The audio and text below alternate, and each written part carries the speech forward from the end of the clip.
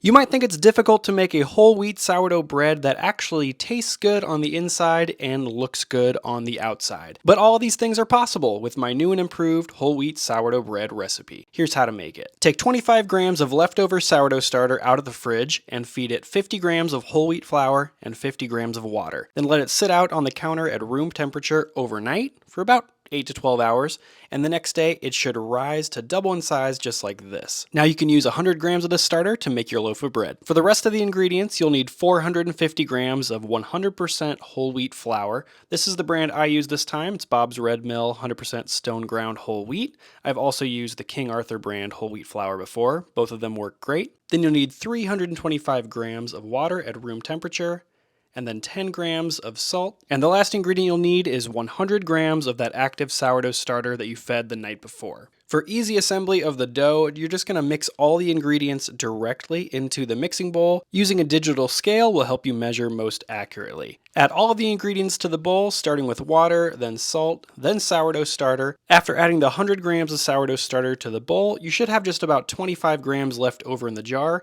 You can keep that in your fridge until the next time you want to bake. Before adding the flour, I like to chop up the starter and salt with a dough whisk or a spoon just to integrate and start dissolving the starter and the salt into the water. Stirring the wet ingredients together like this now will make it easier to form a cohesive dough later when you add the flour. Next, add the 450 grams of whole wheat flour to the mixing bowl, and then just start stirring everything together to combine. While stirring, try to get rid of as many dry clumps of flour as you can, combining the water and flour to form a cohesive dough. And if you find the dough is too stiff to work together just with a spoon or with a whisk, switch to using your hands, then you can knead the dough very lightly in the bowl, and you should be able to get rid of most of the dry clumps of flour that way. This is technically an 85% hydration dough, but because whole wheat flour sucks up more water than regular white bread flour, you'll see that the dough is on the stiffer side. So if you're using a different brand of whole wheat flour or freshly milled flour, and the dough is feeling way too dry at this point compared to how mine looks, just add an extra 25 or 50 grams of water and squeeze it into the dough. Every flour is different, and that might be what your flour needs. Once your dough looks like this, it's time to cover it up and let it rest on the counter for 30 minutes. I'm covering my dough up with one of these airtight lids that I got from Cooey Housewares.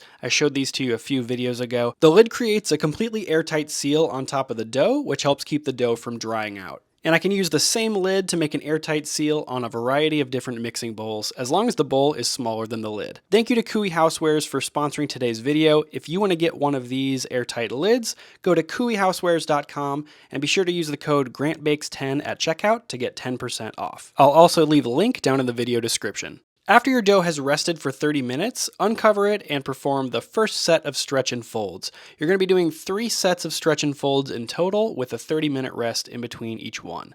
Just grab an edge of the dough and stretch it up into the air and then fold it over the top of the dough. Then give the bowl a quarter turn like I just did. Do another fold, another quarter turn, stretch it up in the air, fold it over the top of the dough, and then the last quarter turn, stretch the dough up and fold it over just like this. Then for this first set of stretch and folds, I noticed my dough is feeling a little bit clumpy and dry in places, so I decided to give it about 10 to 20 more stretch and folds right now, just to smooth out the dough and work it a little bit more. I'm only doing this during the first set of stretch and folds. The next 2 times I do stretch and folds, it'll be a lot more delicate. So after the first set of stretch and folds is complete, cover the dough up again with a kitchen towel or with the airtight lid of your choice, and let it rest for 30 minutes at room temperature. After that 30-minute rest, it's time for stretch and fold number 2. As promised, this is going to be a little more delicate as the dough is starting to ferment and puff up with air. So try to have a little bit of a lighter touch this time to retain that natural air that's building up inside the dough. Give the dough a fold, then a quarter turn, then another fold, and a quarter turn, another fold, and a quarter turn, and so on. Once you've done 4 folds, cover up the dough again and let it rest for another 30 minutes. Then the last set of stretch and folds is pretty much exactly the same as the second set. Being as delicate as you can, give the dough 4 stretches and folds with a quarter turn in between each one. Then flip the dough over so the dough has its smooth side facing up and the seam side facing down. And then it's time for the dough to go through its first rise, or bulk fermentation. All you need to do is cover the dough up and let it rise at room temperature for 4 to 6 hours or until it roughly doubles in size. It took about 5 hours for my dough to double in size on this particular day, but it might take even longer for you, especially if your kitchen is colder. Now it's time for the shaping step. Sprinkle a little bit of whole wheat flour on top of the dough to prevent sticking, then gently remove it from the sides of the bowl and transfer its sticky side down onto your counter. I like to pre-shape my dough into a ball first and then shape it into an oval shape later. So start by cupping and pulling the dough with your hands like this until you form a nice tight ball of dough. Sprinkle the top with a little more flour and then let the dough rest for 30 minutes uncovered. After the 30-minute rest, get out an oval-shaped Banneton basket and dust it with whole wheat flour. Then do the same thing to the top of the dough to create a non-stick surface. Then to give the dough its final oval-shaped loaf shape, flip the dough over like this so the sticky side is facing up. Then gently stretch out the dough into a square with your fingertips, being careful not to knock out too much of the air in the dough. Then fold the left third over the middle third, and then the right third over the middle third as well. The two sides of the dough should meet in the middle, creating a seam. Next, starting at the end of the dough that's farthest away from you, roll the dough into itself like this, pressing and rolling to create a tight cylinder of dough. You should end up with an oval-shaped loaf that looks something like this. You might notice this is exactly the same shaping technique as my regular sourdough bread recipe. It's just a whole wheat version. Then just simply smooth out the sides of the loaf so those edges just are a little bit rounded, and then transfer this upside down into that Banneton basket that you dusted with whole wheat flour. The seam side should now be facing up in the Banneton basket. Sprinkle the edges and the top of the dough with a little bit more whole wheat flour for a non-stick barrier, and now your dough is ready for its final proofing step. You could let the bread rise for a few hours at room temperature, but I much prefer a long cold overnight proof in the fridge. Anywhere from 8 to 24 hours is perfect. This will build up flavor in your dough that you wouldn't get otherwise. Then the next day, whenever you're ready to bake, preheat your oven to 450 degrees Fahrenheit with the Dutch oven inside. Preheat for at least 30 minutes to fully heat the Dutch oven. Side note, if you have problems with the bottom of your bread burning, try putting a baking steel or a metal sheet pan on the bottom rack underneath your Dutch oven. That always seems to help my bread. Now that the oven is fully preheated for at least 30 minutes, take the dough out of the fridge because it's time to bake. You'll notice that the cold dough is a lot stiffer than it was the day before when it was at room temperature. This will make it easier to transfer onto the parchment paper and easier to score.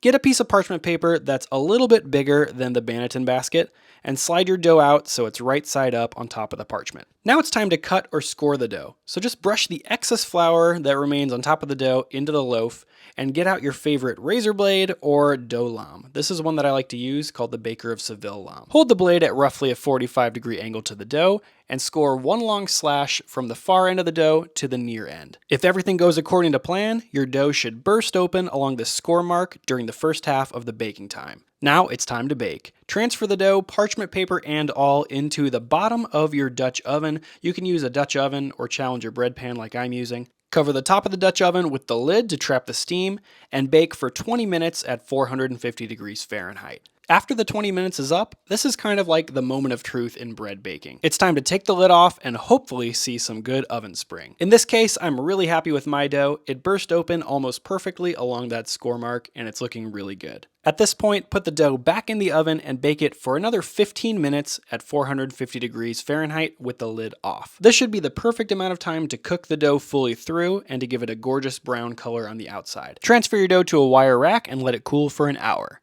Then slice in with a sharp bread knife and you'll see just how tender and soft this whole wheat sourdough bread is on the inside. Also, we have a gorgeous bottom of the bread thanks to that trick with the baking steel on the bottom rack under the Dutch oven. This is a 100% whole wheat sourdough bread, so the crumbs should be tighter than a regular sourdough made with white flour. But this dough really isn't dense either. It's nice, light, and airy from the long fermentation process and all of those stretch and folds. As far as texture goes, this bread is soft and tender and very easy to pull apart. And the best way I can describe the flavor is that it's nutty, complex, mildly sour, and really just delicious. This is a great loaf of bread.